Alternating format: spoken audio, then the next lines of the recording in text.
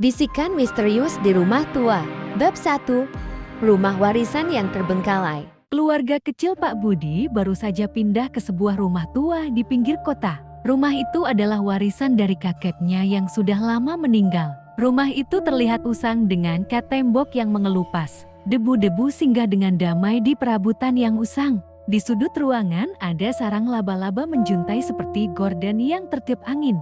Halamannya ditumbuhi dengan rumputan yang rentah dan tak terawat. Rumah ini sepertinya sudah lama tak pernah dijamah. Rumah ini terlihat sungguh kesepian. Keluarga ini memutuskan untuk beristirahat sejenak. Ditemani koper-koper mereka yang tertumpuk bisu di ruang tamu rumah itu. Dalam keheningan, mereka terdiam sejenak. Anak Pak Budi, Rina yang berusia 10 tahun, sangat antusias dengan kamar yang memiliki jendela besar menghadap ke taman belakang.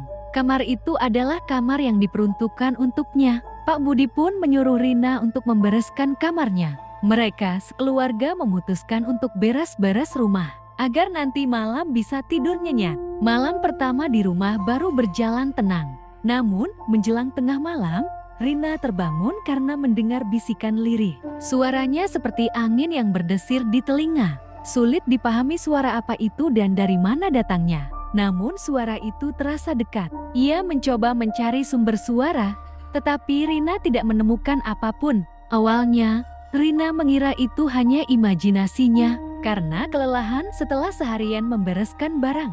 Namun, bisikan itu kembali terdengar di malam-malam berikutnya. Semakin jelas dan terasa seperti memanggil namanya. Rina yang masih kecil mulai ketakuan. Dia tidur menghadap tembok dan menutup telinganya dengan bantal. Ia menyumbat pendengarannya sambil ketakutan. Dia takut mendengar suara-suara itu. Rina mulai berpikir ada yang tidak beres dengan rumah ini.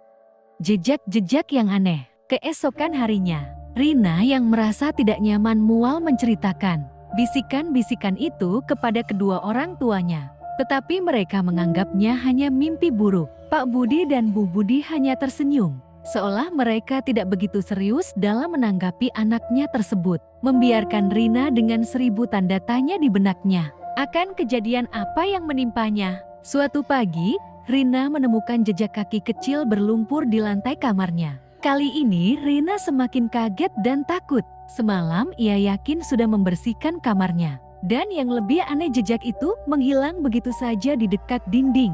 Rina ingin sekali melapor pada orang tuanya. Tapi ia masih kesal karena tak ditanggapi. Jadi dia memutuskan untuk tetap memantau. Pada suatu malam Pak Budi mendengar suara langkah kaki di loteng saat malam. Padahal ia sudah memeriksa dan loteng itu kosong. Sementara itu, Bu Budi merasakan hawa dingin di beberapa sudut rumah. Meskipun cuaca saat itu sedang panas. Sekarang bukan cuma Rina. Mereka semua mulai merasa ada sesuatu yang ganjil di rumah warisan itu. Sesuatu misteri yang belum diungkap. Petunjuk dari buku tua. Suatu sore, Rina merasa bosan, jadi dia memutuskan untuk membersihkan perpustakaan kakek. Saat sedang bersih-bersih, Rina menemukan sebuah buku tua bersampul kulit. Buku itu tampak lusuh dan penuh debu. Dengan hati-hati, ia membukanya. Ternyata, itu adalah buku harian kakeknya. Dari penampakannya buku itu memang sudah tua. Kertasnya sudah menguning dan sedikit lapuk. Di salah satu halaman, Rina menemukan tulisan tentang seorang anak kecil yang pernah tinggal di rumah. Itu jauh sebelum kakeknya. Anak itu sangat kesepian dan sering bermain sendirian di taman belakang. Ada juga gambar samar seorang anak kecil yang sedang memegang boneka usang.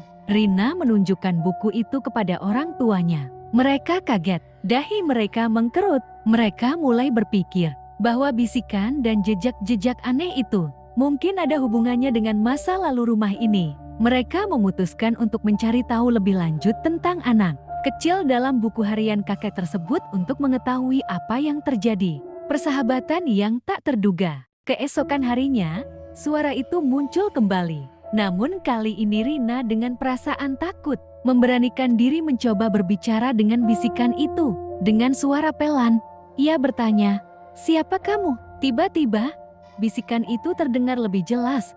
"Teman bermain," sahut bisikan itu. Rina mulai sedikit menyingkirkan rasa takutnya. Suara itu berkata, "Jangan takut, aku hanya bermain." Rina terdiam, ia tidak menyangka dia bisa berkomunikasi dengan suara itu. Kalian mencari tahu soal aku ya di buku itu? Jangan takut, aku cuma bermain, kata suara itu. Rina mulai menghilangkan rasa takutnya.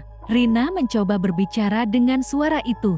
Setelah pembicaraan yang cukup lama malam itu, ia merasa bisikan itu tidak jahat, namun hanya kesepian. Hari-hari berlalu, Rina mulai akrab dengan suara itu. Pada suatu sore, Rina menemukan sebuah boneka usang di loteng.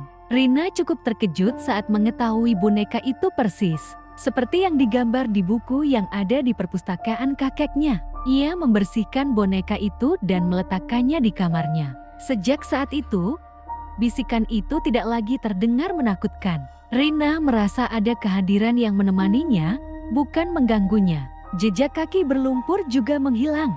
Suara langkah kaki di loteng juga menghilang. Suara misterius itu mungkin hanya ingin menyapa, dan dia sudah melakukannya. Keluarga Pak Budi akhirnya mengerti bahwa penghuni rumah itu hanyalah arwah anak kecil yang kesepian dan ingin berteman. Mereka tidak lagi merasa takut, justru merasa ada cerita unik di balik rumah warisan mereka. Rina bahkan terkadang merasa seperti bermain dengan teman khayal di taman belakang. Singkat cerita, keluarga itu sudah tidak ketakutan lagi. Rumah itu memang tua, tapi rumah itu ternyata tidak menakutkan seperti kelihatannya. Kesan tua itu semakin kental dengan angin, sepoi-sepoi yang menghangati situasi yang misterius.